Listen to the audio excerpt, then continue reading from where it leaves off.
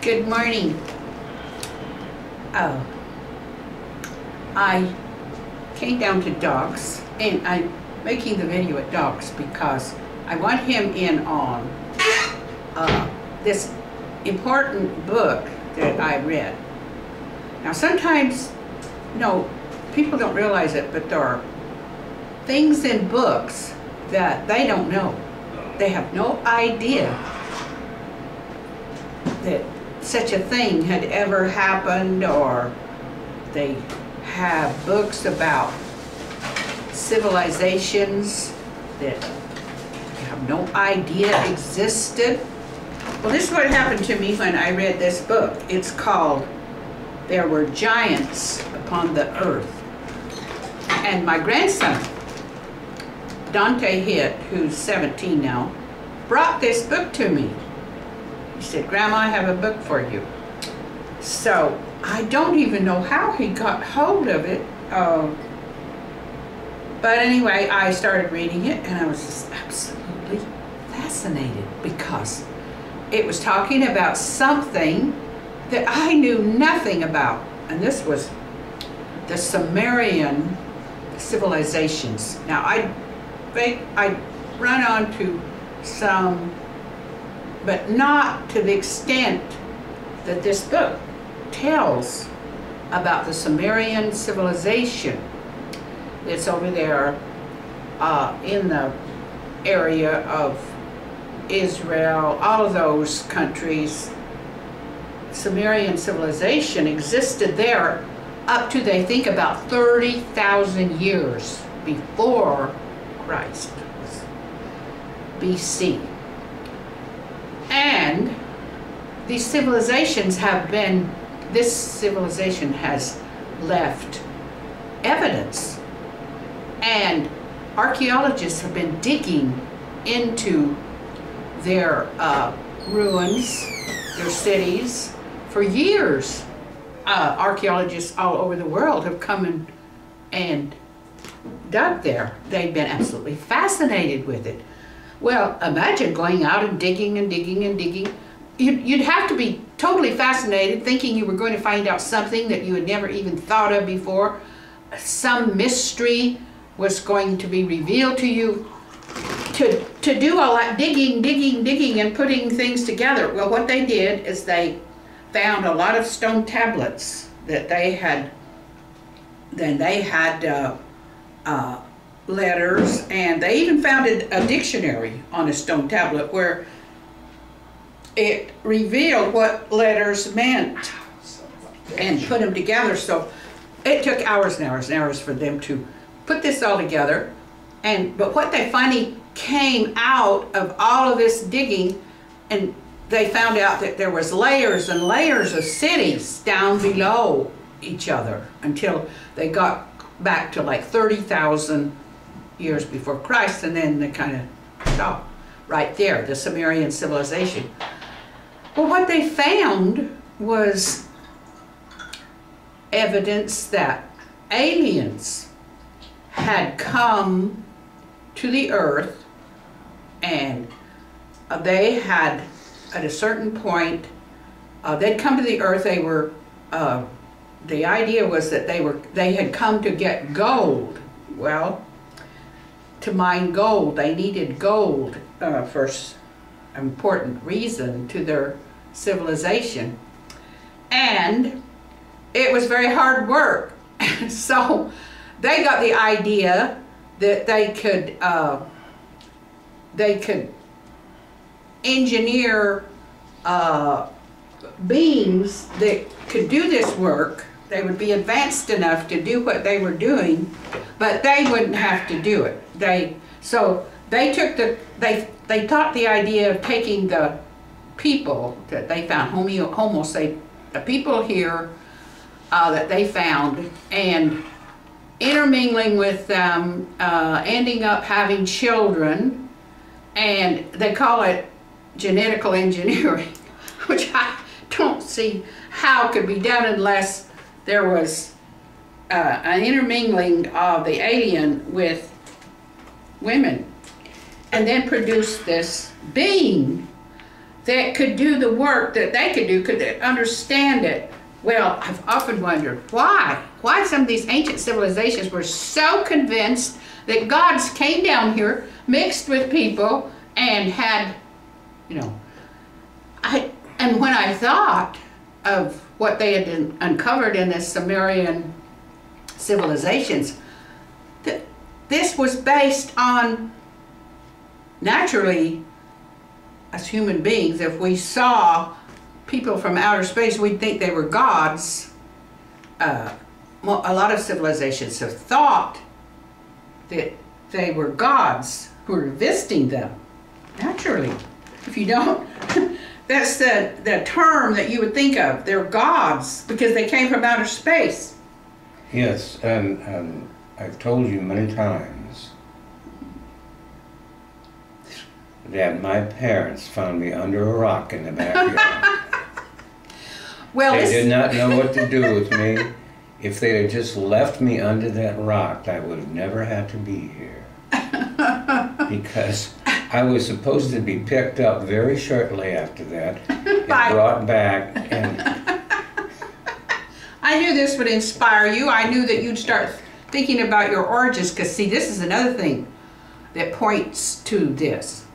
Every creature on this earth has the same DNA, basic, same DNA. No, yes, that's what it said, and I've read this before. Have the same DNA, but at a certain point, years. You knew that? Well, I didn't know it. Well, I mean, I sort of. I don't know what they teach you where you came from. But anyway, at a certain point in history, coinciding up in Melmac, we know all those things. with the Sumerian civilization.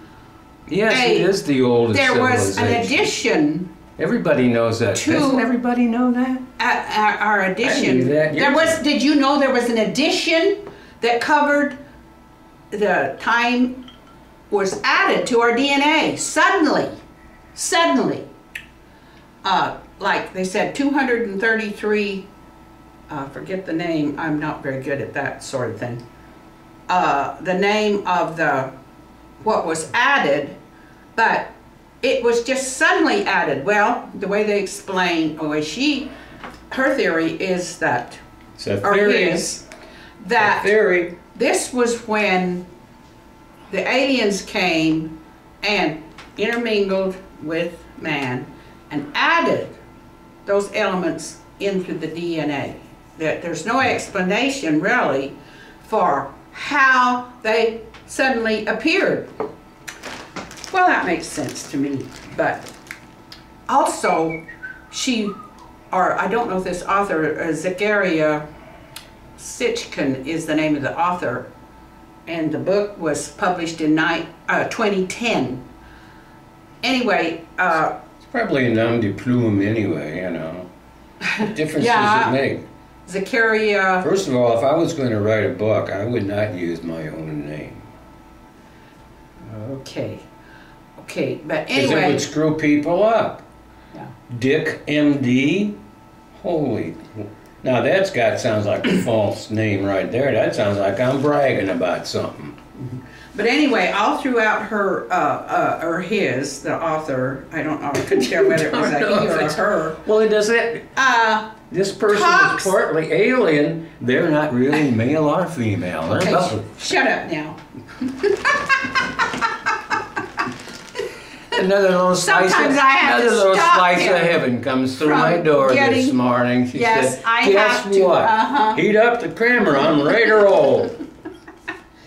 Well, yes, when I discovered something about civilization that I never really accepted before, I heard vague theories, but this person, this author, presents such a case. Yes, but remember, you were the theory that born and raised in Utah. That give you a little clue about your background. And the author also uses the parallel to the Garden of Eden and Adam and Eve. He calls Adam and Eve the first people that may have been engineered to be part alien. So this accounts for the superior intellect of the race Of what race? Yes. What race? Jewish.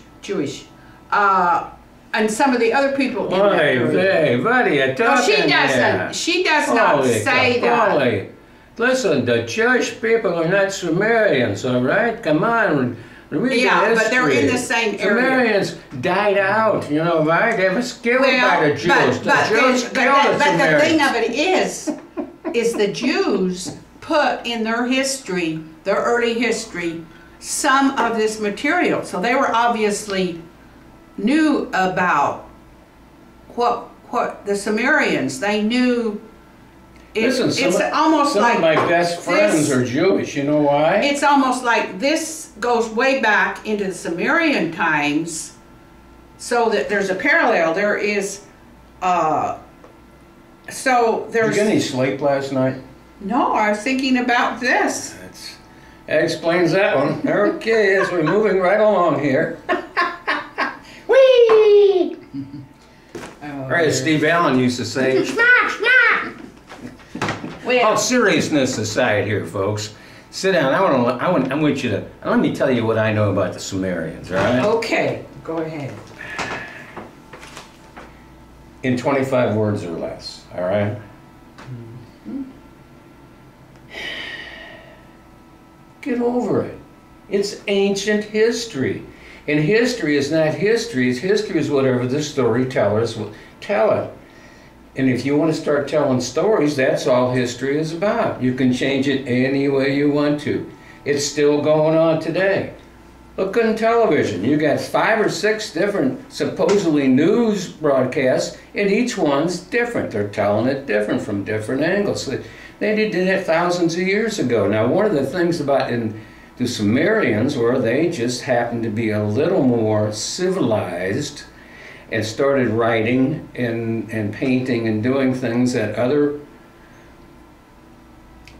how can you call them? Well, Homo sapiens weren't doing. And therefore, yes, they, but as far as, you know, making up these other stories, that's great. As far as I'm concerned, explain Easter Island to anybody. It's going to be a tricky one, isn't it? I've been studying this sci-fi stuff for, well, ever since I was in grade school. And that's basically what it is.